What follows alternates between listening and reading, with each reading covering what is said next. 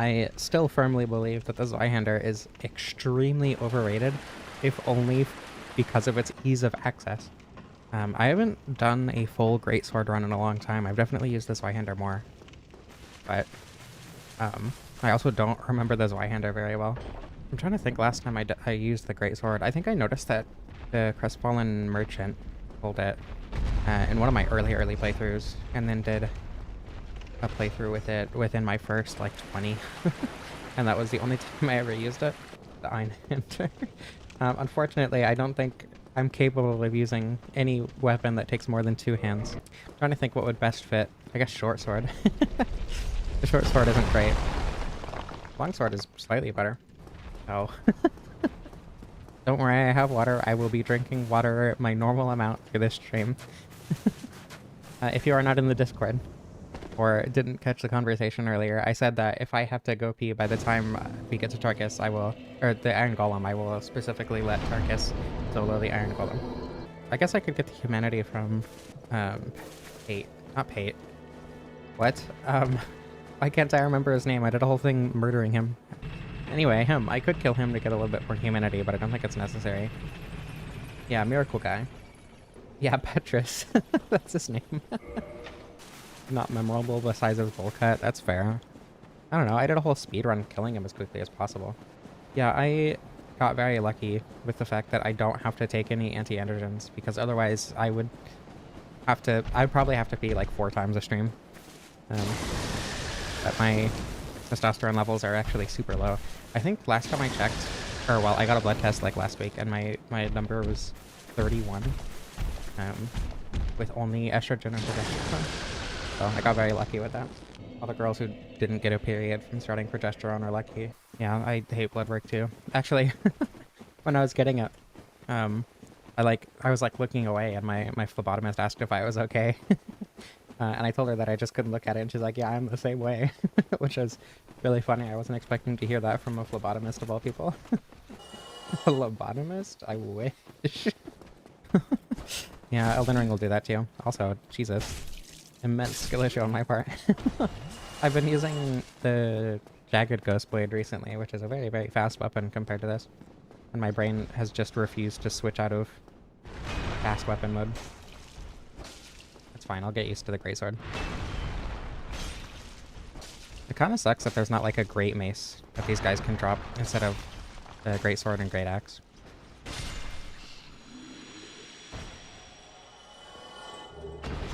No Greatsword, gotta go buy it. The Great Club is slated for not next month, but the month of polls after that. And like, the way that I set up my polls, I mentioned this on Discord, but I don't think I mentioned this like on a stream or whatever.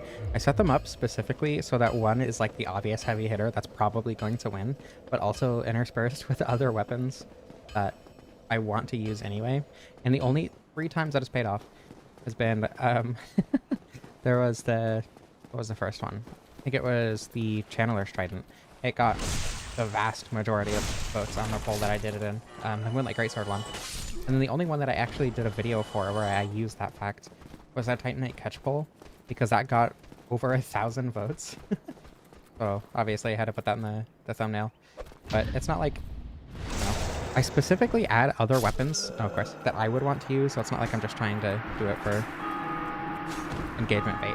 But it makes me feel more justified in putting weapons that no one else would vote for. Oops. Skill issue, come on.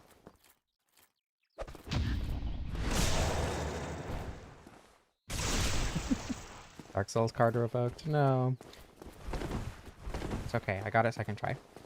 Yeah, Bandit's really good. I would say Bandit is, without leveling stats and not including Pyromancer, because obviously I would say Bandit is probably the best starting class, just for like the beginning of the game. Thief is also pretty good if you know what you're doing. If you don't, Thief is really, really hard to start with. It has the higher strength at least, which is why I'm using it for this run, because I need an absurd amount of strength for the Greatsword. The problem with most starting classes is that their gear is insanely easy to get extremely quickly. The only exceptions to that are like Cleric, where the mace is down in the catacombs. The Thief, because the Bandit's knife is only a drop from the Thieves, right? And then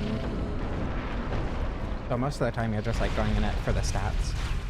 And in that instance, obviously, Bandit is just like probably the best choice, if not, I don't know, Knight maybe. And Knight starts with the armor too, which you would have to go to Dark Route for otherwise. Without like, I don't know, Cleric is pretty good too though, because you have that initial Faith boost, which gets you toward using like Sunlight Weapon and stuff. The only problem with Knight is it's probably the least versatile starting class. If you're not already experienced in like figuring out what playstyle you want to use. Because like you have the heavy armor, and you're already mid-rolling as soon as you go into it, you know? Right, give me my weapon. But I also really don't like using mid-roll builds just because they're slow. Like that's genuinely the only reason I don't like using mid-roll builds. Just running around specifically is the easiest way to get souls right now. Have holes since I want to get the Crystal Lizard anyway, I guess. Thank you so much. I still like the headcanon that Marcus gets tossed through the window. I think that's way funnier. But falling off the rafters is also pretty good. Thank you, Krista. I still hold to the fact that you give me way too much money.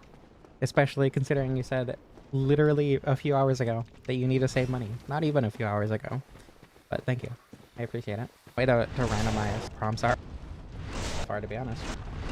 Yeah, you're better in Dark Souls more, but it just doesn't work.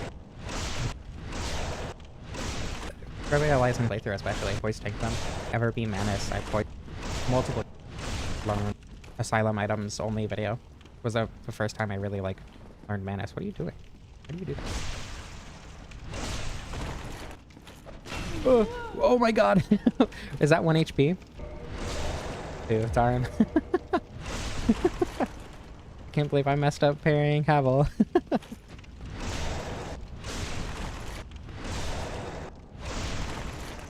Oh, he doesn't sell bones. It's the... Is it the female ended merchant that sells bones? Does Chester sell something? Oh, does he sell bones? I did not know that. I don't think I've ever bought anything from Chester, actually. Hey, perfect. Very expensive. How much? Onward homes, indeed. Of course. I'm excited for the Great Axe run. Not because I'm excited to use the weapon. I mean, I am excited to use the weapon. But I'm excited specifically because that run is immediately going to start with Depth Clip, and I think that's going to be funny. I love this game without the glitches, but honestly, I think the glitches add an extra layer of it just being so much more fun.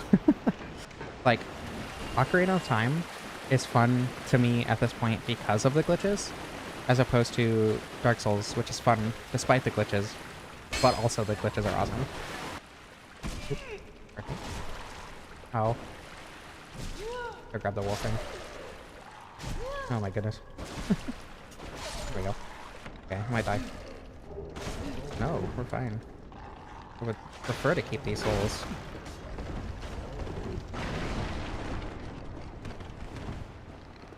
That dog doesn't fall. How much strength do I need to two-hand? Is this enough?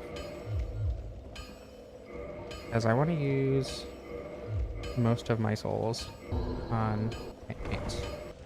I know the damage isn't bad, but it's funny to get more. Like, think about how funny it'll be to two-shot the gargoyles.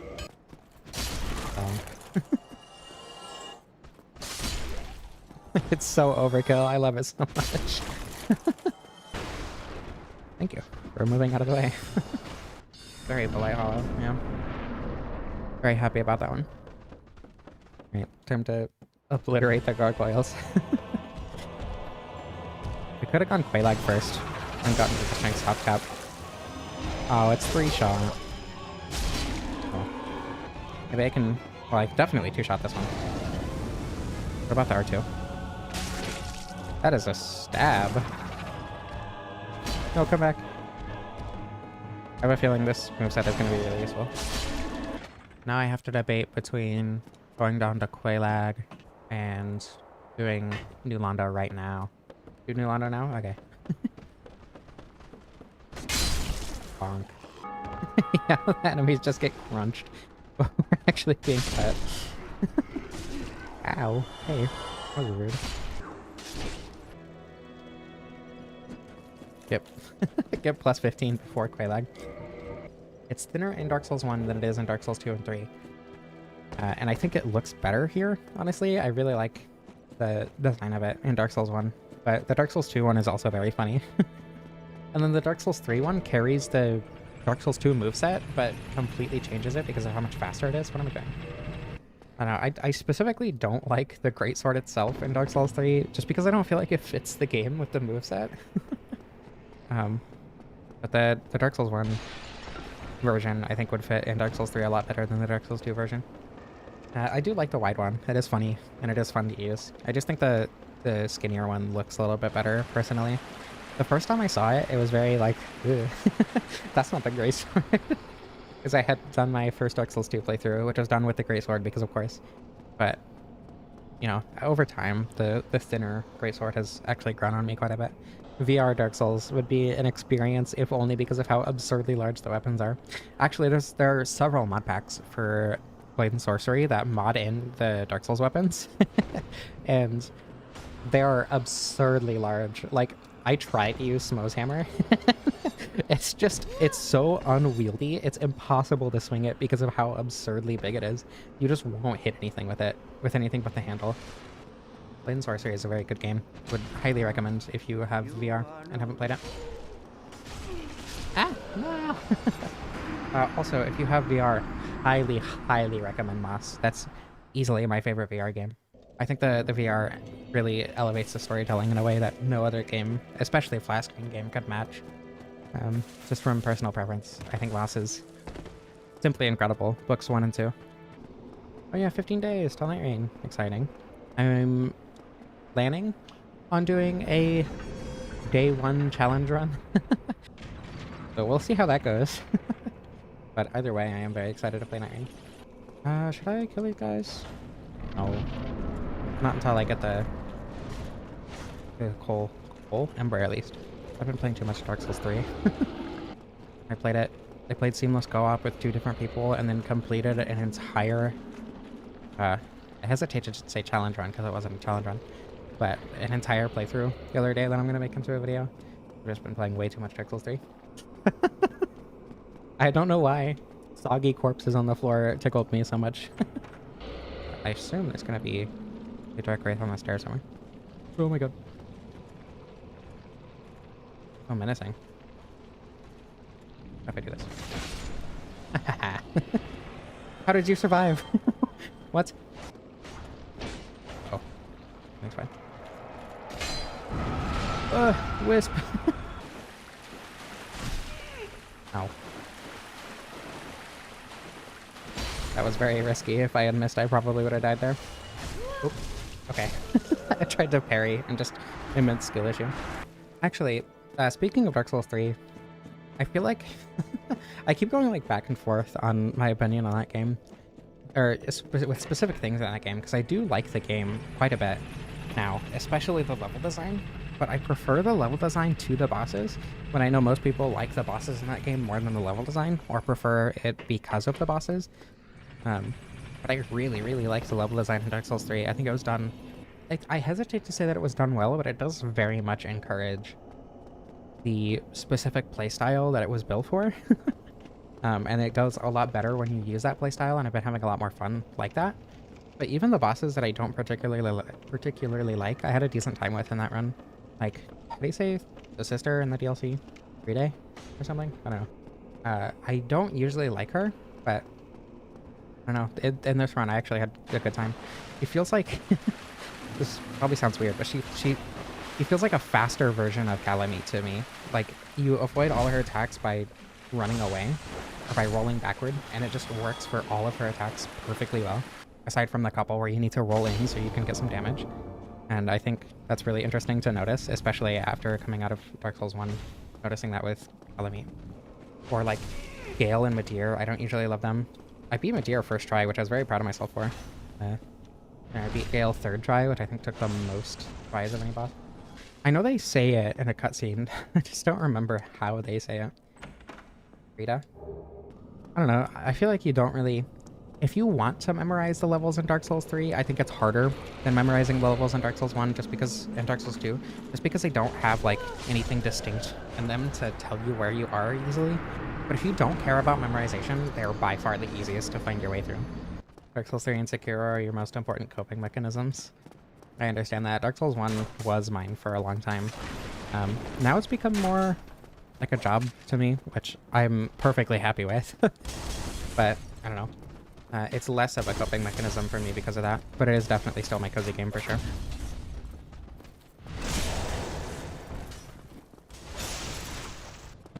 Bonk. I was not expecting that to instantly stagger. Really? Because of the shockwave, huh? That's doing a tiny bit of poison damage. That's funny. Very difficult Taurus Demon fight. I have a very strong feeling that I'm not gonna particularly love Lies of P. Like, I'm gonna start it and it's gonna be like, yeah, it's okay. But I'm definitely not gonna fall in love with it like I did with any of the other games. I don't know. Like, for instance, Steel Rising, I did a level 1 playthrough immediately after my first playthrough. Same thing with Thymesia. Thymesia is really, really... I love Thymesia. But the mechanics in Lies of P, I feel like I'm just not gonna fall in love with in the same way. I know it's not like either of them, that's the problem.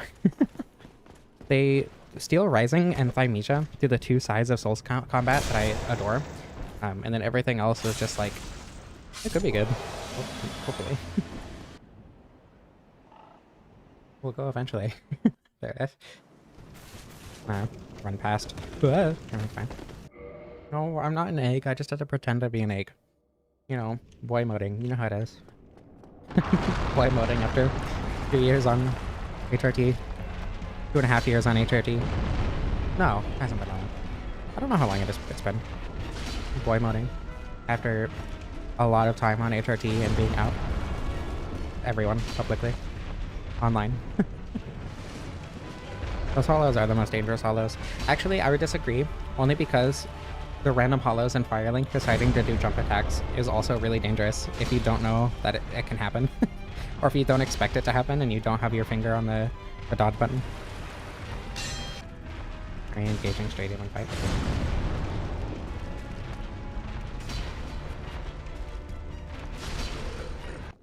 You know, it occurs to me now that I could have routed this so much better. Yeah, I'm very lucky to be in a place where I don't have to be stealth at all. I also pass to most people. I'm sure I will set off a lot of people's gaydar if they have one, but I pass to most straight people in my experience. Yeah, I don't have very many cute clothes right now. It's really annoying. A lot of the cute clothes I had were actually... they were my ex's and I had to give them back, unfortunately. Well, I couldn't have left because I wanted my sweater dress back. Oh, I was hoping I'd hit Quaylag. I'm sure I could when she's bent over to do the explosion like that, though.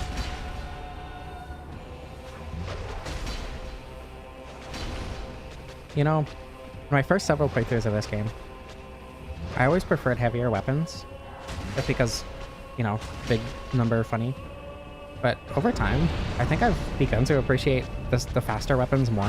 Just because once you understand the bosses as well as I do, the faster weapons are just better for damage 99% of the time. It's very strange to go from preferring the slowest weapons in the game to a lot of the faster ones. Does the R2 do thrusting damage? It does. I had no idea. That's funny. I don't know how to take advantage of that, but that's really funny. I'm absolutely not fighting Super Ornstein for the random occasional R2. That is not worth it at all. Especially because most of my R2s probably aren't going to be counter anyway. I might be able to get good counter damage on like a Sanctuary Guardian, so it'll be fun to test out. Who said it's supposed to be a challenge? This isn't a challenge run. None of my streams are challenge runs. You should know this by now. One of these days I'll fight Ceaseless normally again. I'm gonna be honest, I don't think a normal Ceaseless fight would have been that difficult.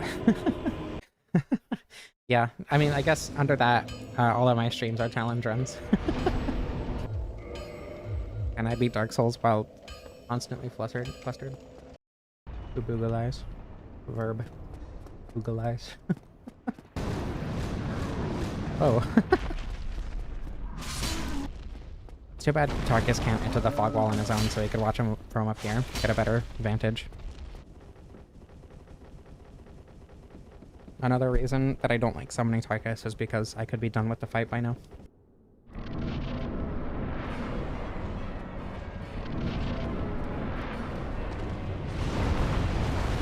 What? Okay. Maybe if I run over here, he'll actually aggro on the boss. What is he doing? Okay. Okay, I'll be right back. Marcus, my life is in your hands. I gotta go pee.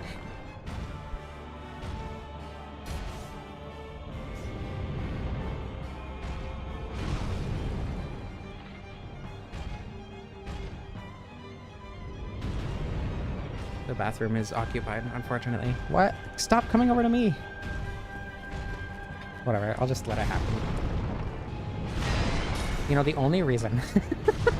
the only reason Tarkus is strong is because the Iron Golem sucks at hitting anything. There you go. Good job. What are you doing, Tarkus? We don't have time for a battle strategy right now. Just beat him up. What? All right.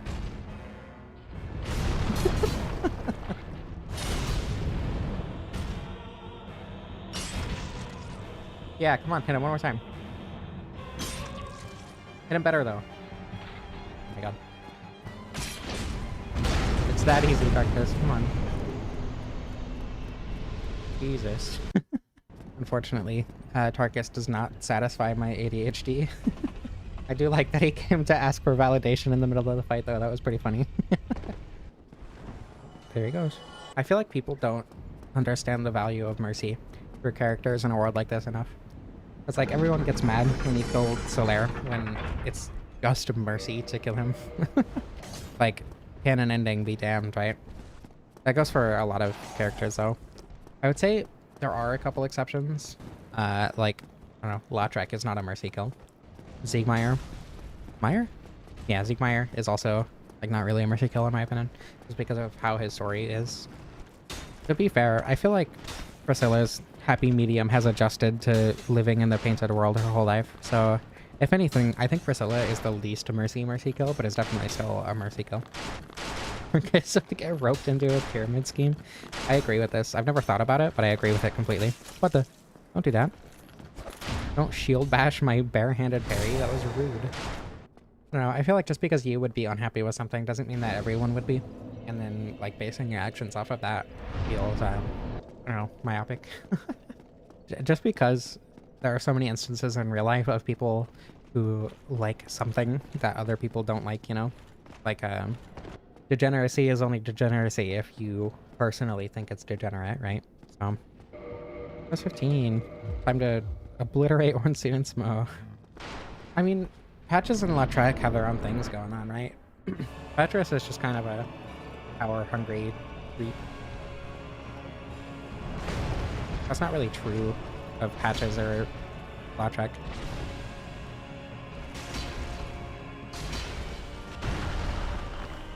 Oh, Creed. Oh yeah, I have way too much HP for that to matter. Forgot. Oops, Creed.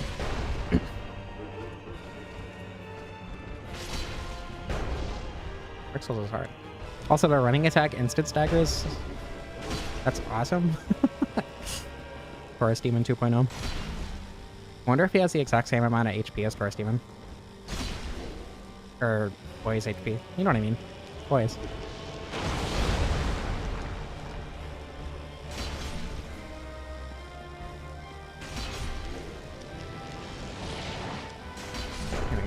I think the justification for Patches having high faith despite being so aggressively against clerics is just that faith isn't faith in a god necessarily. It's just like faith in a cause of some sort.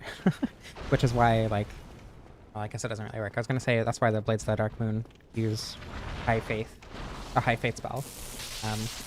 But I guess that doesn't really work because Gwendolyn is a lord, which in the case of Dark Souls is relatively equivalent to a god. Yeah, Patches has faith in himself and in his cause generally. He has a purpose that lasts, you know, the entirety, well, you know, through the entirety of Dark Souls, basically. I don't think he made the illusion of his sister big because she meant a lot to him. I think he made her big because that was the most effective way to get undead to, like, trust her, right? So, like, she's big, she's comforting, she's, you know, he takes up your whole field of view with pillows and cushions and big boobs. And is very, like, she represents the statues more than she probably represents herself in that video. So I'm hoping that'll be... I'm inordinately trusting of big women. Why are you over there? I like to think it was intentional either way. Wouldn't be the only instance of incestuous relationships in Dark Souls, so... I streamed most of my Dark Souls 3 playthrough the other day to someone who has not played Dark Souls. And I got to the Twin Princes, and she immediately understood the Twink Princes incest thing. It was really funny. You cannot tell me they're not the robot games. That's really funny. I mean, there's basically... Oh my goodness, there's basically robots in them. They're robot-esque enough to be robots. Oops. Aren't mechas just like robots with a human processor? That was very scary. Oh my goodness. I'm so sorry, Sif. Just eats your stamina, though. Only problem with this weapon.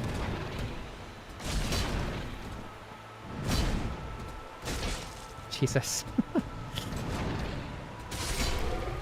Why is Sif so big? Because she's awesome? Lots of souls, I assume, something like that. One of the easily flustered people? No! Where would you get that idea? The power of friendship. It's like Clifford, right? Isn't that what happened to Clifford? No, it was lots and lots of love. There's the love from Artorias that made Sif big. Can't believe this. I'm being bullied on my own stream. Okay, so first of all, that's subjective. I don't think subjective things can necessarily be a secret in that way. But also no. The fact that I'm easily flustered and everyone takes advantage of it constantly, that's definitely a secret. Okay. First of all, there is no connection between being flustered easily and being a bottom. Being a sub, yes, but not being a bottom. Different things.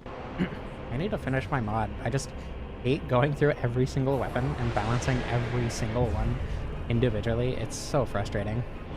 It's very tedious, I think is a better word. Not another one. Eventually. As if it's not basically already happening. Hey, I wasn't the only one. Secondly, how can you not already, you know? Sure, but only by coincidence. I always hope the point of my community, I guess, that is built up around my channel is a safe space more than anything, right? Only do what you're comfortable with and all that. I do my best to encourage comfort and acceptance in my community. I don't know, I hate saying my community. Like, it is the community that has sprung up around me, right? I didn't build the community, it just happened to be here. So, I don't know. Saying my community feels... But, for this community, I try to encourage acceptance and comfort over anything else. I mean, yeah, but I don't know. I randomly decided to upload a Dark Souls video one day, and I happened to be trans. And I happened to get lucky with the YouTube algorithm, you know? So, the community wouldn't exist without me, but it's not like this is a unique community by any means. And I feel like there would have been communities that would have sprung up in the same niches and whatever, regardless of whether or not I was here. As much as I am happy to be the one to have started it, you know. I definitely am not unique in that way. A very, very gay community, which is great. Couldn't have wished for anything better. Yeah, but gay is like a catch-all term at this point. It is also a specific section of the queer community, but it is also widely used as a catch-all term for the queer community. Also, queerest doesn't roll off the tongue quite as well as gayest. I don't know, it probably helps that most like queer communities I've been in have been mostly like women, trans women, non-binary people. So gay doesn't really work as like men who like men. What's the one-handed moveset? Not helpful at all. What about? Okay, well.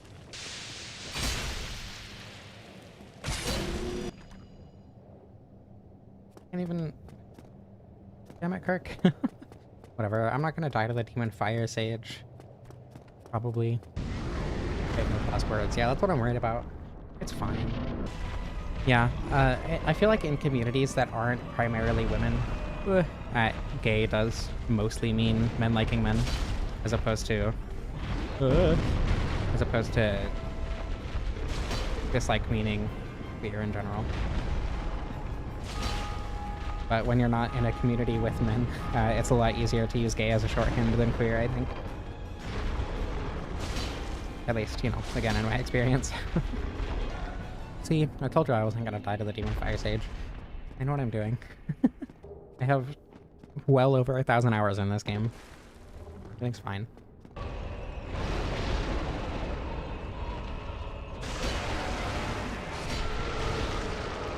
Look for the ring. The ring on. Okay.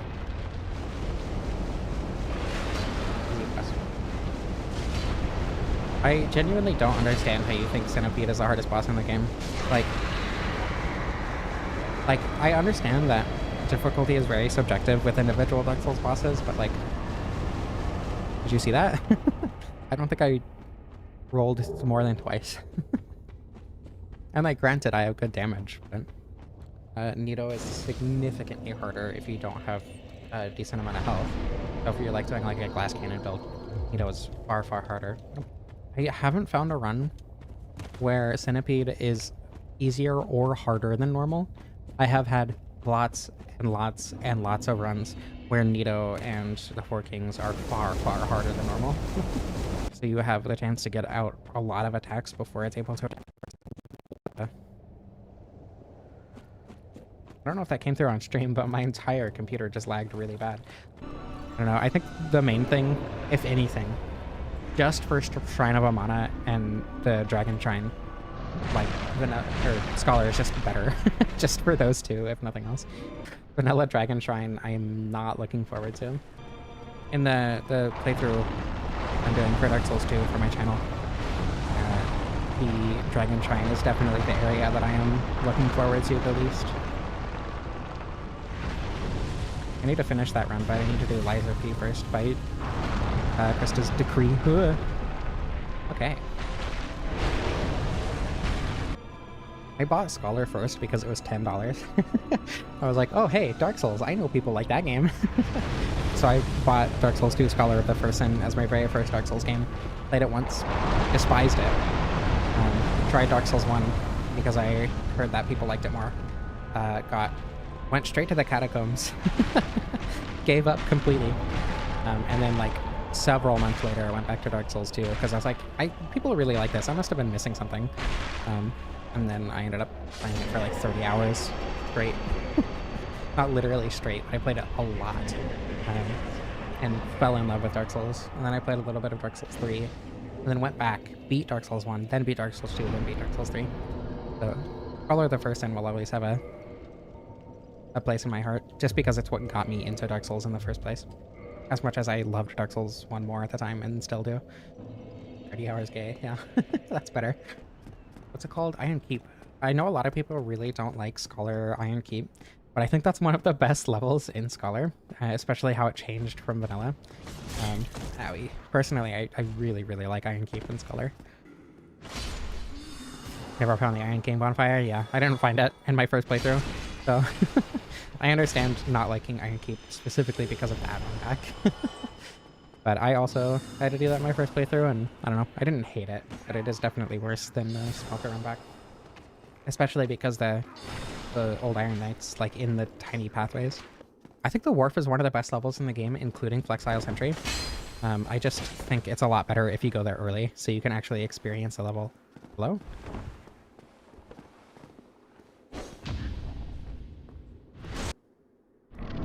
Wharf is easily my favorite game in Dark Souls 2. It perfectly exemplifies how you're supposed to play the game. If you don't pay attention, it sucks. And that's what I love about it, because you have to play the game correctly. You have to pay attention, you have to look around, you have to defuse ambushes before they happen. It's genuinely so much fun. Not liking Wharf is a skill issue. Saying it's a skill issue is a joke, but I do genuinely love the Wharf. I do think it's the best level on the game. Wait, come back. Basakas! Early backstab for the fans. Bonk. I did know that. That's one of those things where, like, if you watch a lot of Dark Souls videos, you're very much gonna know. Early tab attack for the fans as well. It's one of those facts where it's like, oh my goodness, that one was an accident. If you know a lot about Dark Souls, you're gonna know that fact, but if you've only played Dark Souls once or twice, it's like, what? Why can you do that? Oh. Okay. Not a third one yet. Gotta have a little bit of restraint there.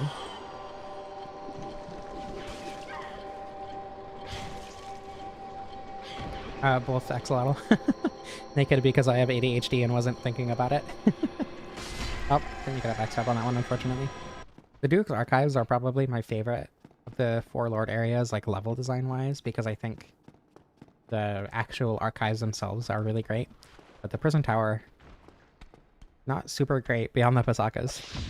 I don't know. I feel like all of them feel finished. It's just that it doesn't feel like all of them are what they're entirely meant to be.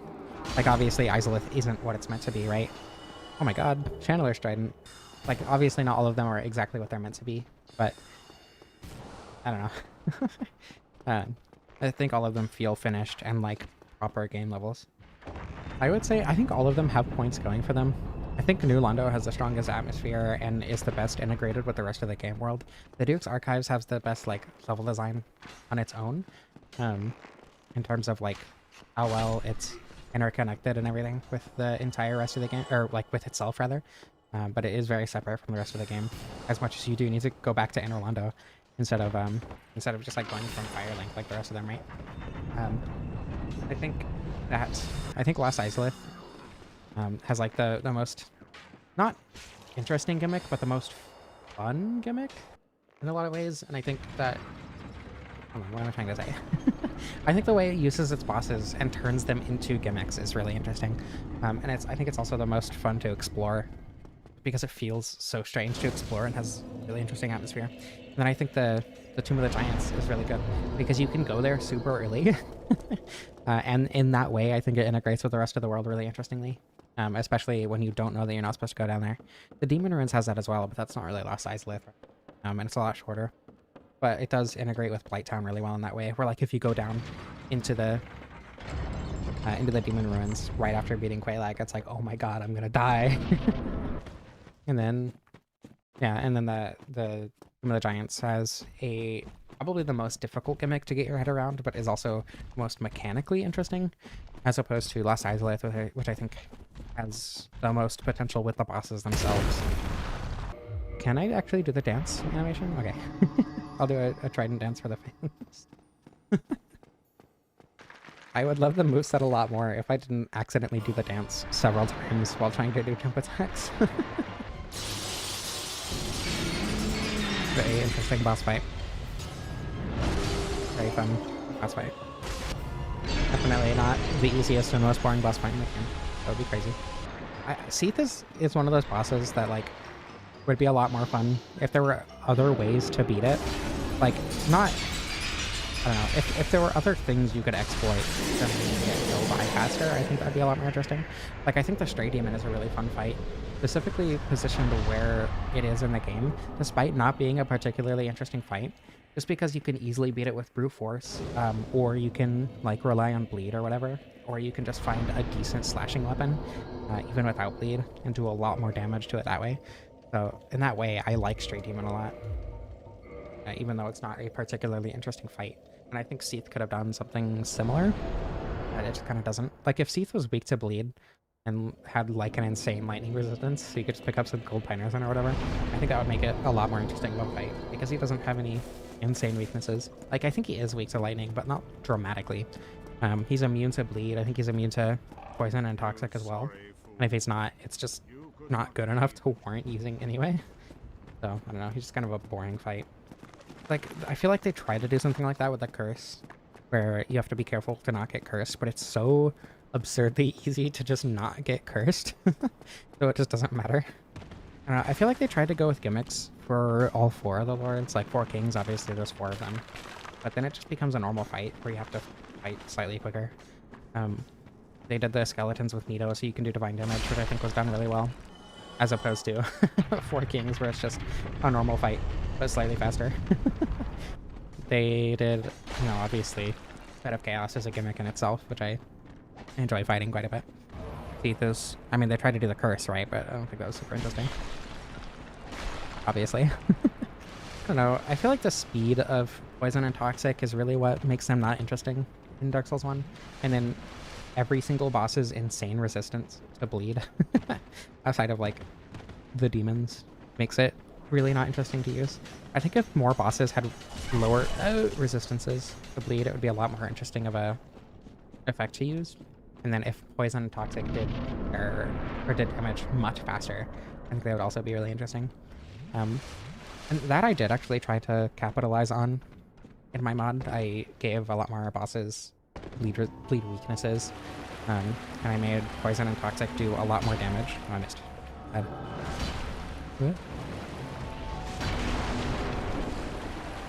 But I don't know if it'll be enough to make people want to use them quite as much as I was hoping it would. Okay, I have to actually pay attention to the video game so I don't go running off a cliff this time. Like that. 1 second. The 1 second I look away from the game and glance at chat. God damn it. I knew that was gonna happen. Happens every run. I went entirely deathless. From Sun's Fortress to here. And then I died to that, because of course I do. Oh my goodness, Nino, come on. I should have just pressed L1.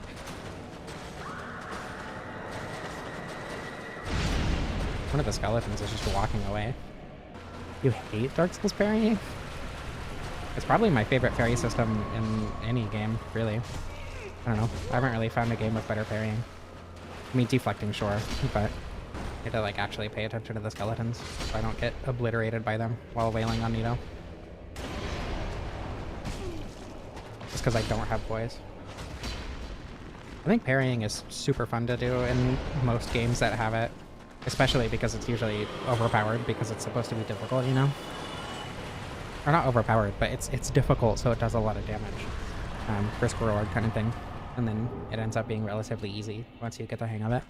And it's just the best way to play a lot of games. You know, I say that this is going to be a super fast fight, but I'm going to die to it.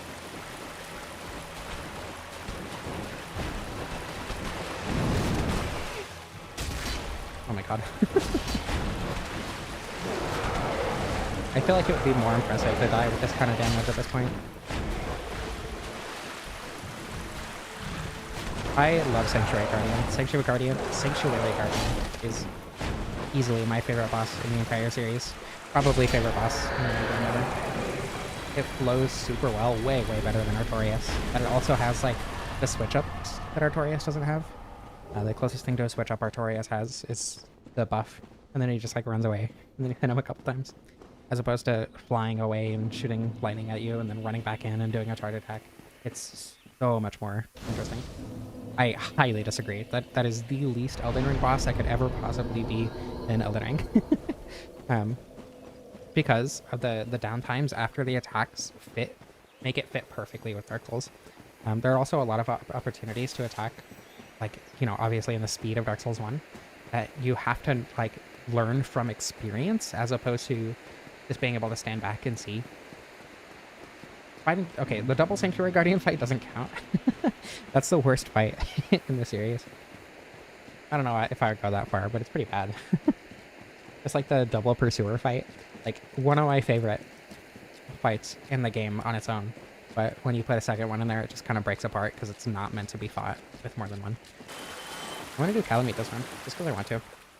We're definitely not going to reach 3 hours by the time I beat Menace, unless I embarrass myself. So, I want to fight Calamite this time.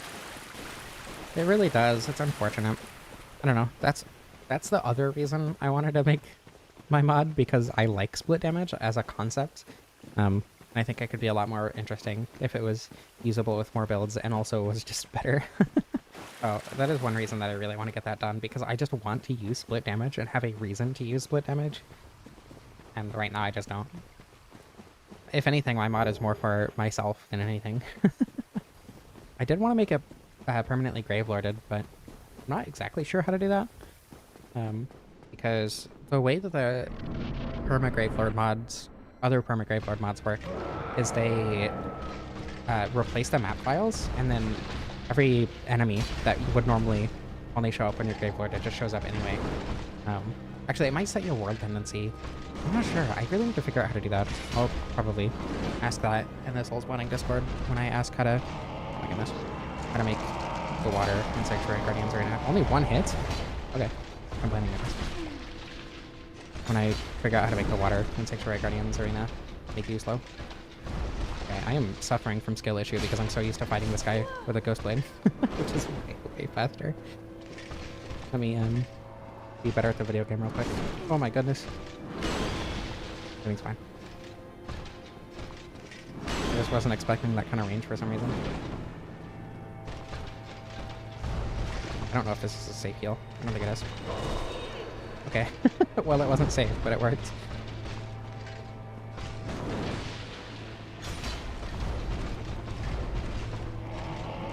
Oh, right, because the, like, ground slams shockwave that happened with, why didn't it... What? I'm so confused. Maybe I just did a bunch of poise damage before he buffed last time and got lucky.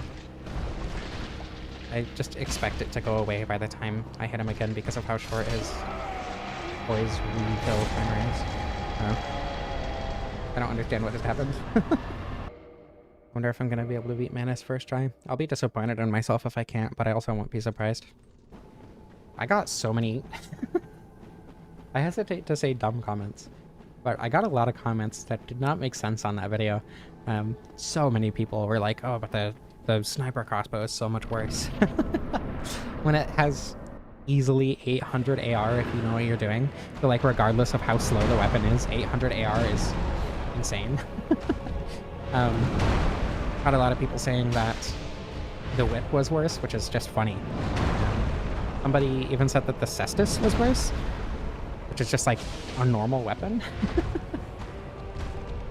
I don't know. A lot of not people who didn't know what they were talking about in those comments. I don't know. There's a difference between being dumb and being ignorant, right? I like to give them the benefit of the doubt most of the time. So when somebody says the worst weapons are the whip and the cestus, you don't have to watch the video now. Like, I guess in that instance, I would call that dumb. YouTube, just so you know, I'm a benevolent creator.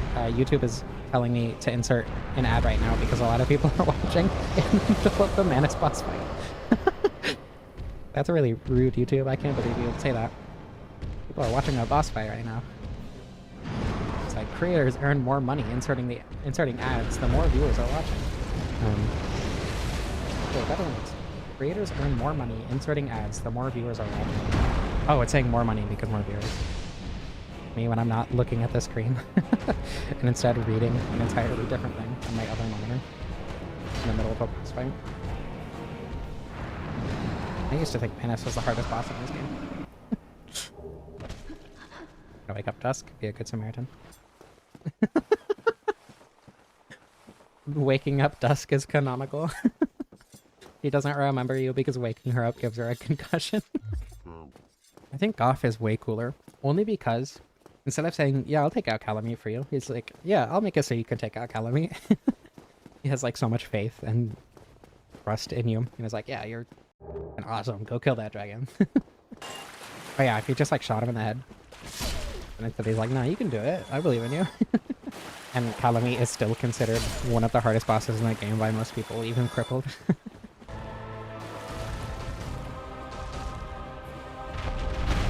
Oh wow, immediately hit on the very first attack because it's the one attack that he never opens with. Also probably his hardest attack to dodge just because of the, like, specific area where he attacks. That is so much damage for Calamite. Oh my god.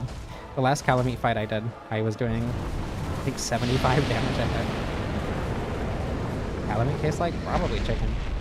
Well, it's old crippled Calamite with a arrow in his wing, but also, like, I don't know. He's definitely not weak by any means at this point. Lava chicken. Don't don't do that here. Yeah, but alligator tastes like chicken. God, I feel so powerful. I'm doing so much damage to him.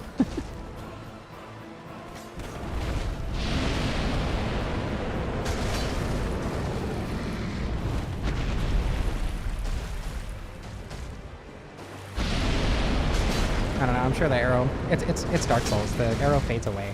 I was gonna say something like it fell out, but I think it's funnier to say it just faded away, because that's what happens in this game.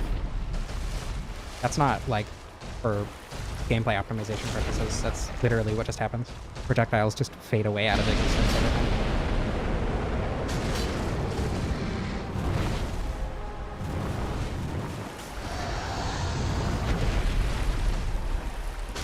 I should do an Obsidian Greatsword playthrough at some point as well. I mean, I will eventually do a playthrough with all the weapons, but... Alright, here we go. Huh? I don't think I've ever heard that sound effect from Cramp, actually. Quinn, how's it going? Sorry about this.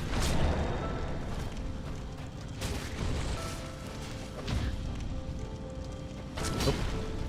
Dang it. Oops, come on. Get back in the groove. Stop it! Use another attack! Please. I got greedy. It's a Gwyn. You saw nothing. That didn't happen. Alright, let's see what the two-handed riposte is actually like here. Better. Oh. I apologize for my hubris, Gwyn. Hey, counter damage. You're not counter damage, but instability damage at least. There we go. No, I could probably stun that Gwyn, actually. I probably don't even need to parry him. You plan on my plan till I plan. Yeah. There we go. Okay, thoughts on the weapon.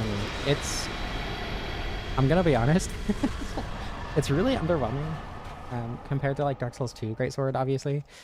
Especially compared to what I was expecting out of it, having used it a little bit before. But, I don't know. It's a very simple weapon, gets you through the game very easily.